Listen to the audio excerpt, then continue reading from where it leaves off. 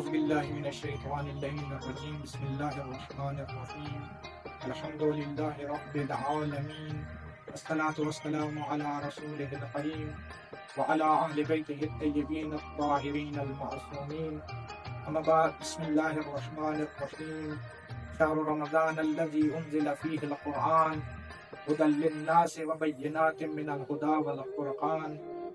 سامعین محترم، رمضان ایک ایسا مہینہ ہے جو برکت، مغفرت اور رحمت کا مہینہ ہے۔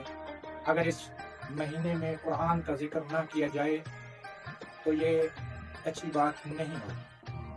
قرآن کریم اللہ کی آخری آسمانی کتاب ہے اور اسے باقی تمام آسمانی کتابوں پر فضیلت دی گئی ہے۔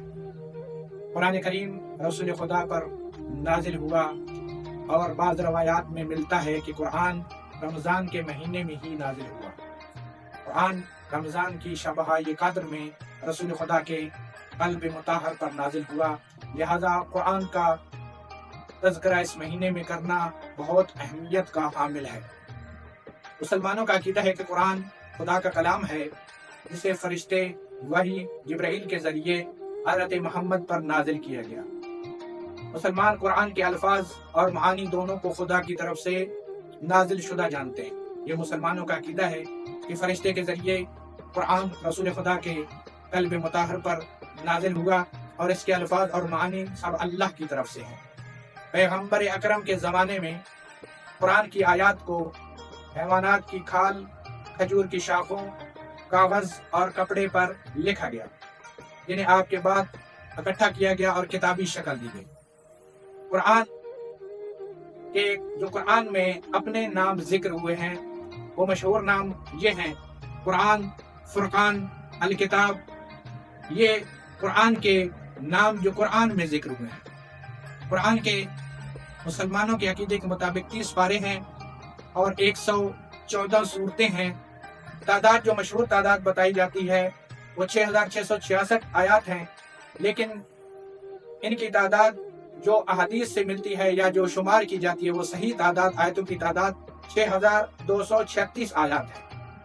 قرآن کے بہت سے علوم اس دنیا میں ابھی رائج ہیں۔ تفسیر، قرآن کی تفسیر، علوم قرآن اور قرآن کی دیگر مضامین اس وقت دنیا میں پڑھائے جاتے ہیں، اور قرآن کا ترجمہ ہر زبان میں ہو چکا ہے۔ قرآن کی تفسیر بھی بہت سی زبانوں میں ہو چکی ہے۔ قرآن کے معانیوں پر بھی کتابیں لکھی جا چکی ہیں۔ لہذا اس مہینے میں قرآن کو زیادہ سے زیادہ اہمیت دینی چاہیے اور قرآن کی طرف توجہ کرنی چاہیے۔ ایک روایت میں ملتا ہے کہ روز قیامت 3 چیزیں اللہ کے ہاں شکایت کریں گی۔ ان 3 چیزوں میں سے ایک چیز قرآن ہے۔ وہ قرآن جو ہمارے گھروں میں پڑا رہتا ہے اور اس پر گرد و غبار پڑ جاتی ہے۔ روز قیامت یہ قرآن اللہ کی بارگاہ میں شکایت کرے گا کہ مجھے انسانوں نے خرید تو لیا تھا، مسلمانوں نے خرید تو لیا تھا، لیکن میری طرف توجہ نہیں کرتے تھے، مجھے پڑھتے نہیں تھے۔ لہذا وہ قرآن جب اللہ کی بارگاہ میں شکایت کرے گا تو اس وقت ہم کیا کریں گے؟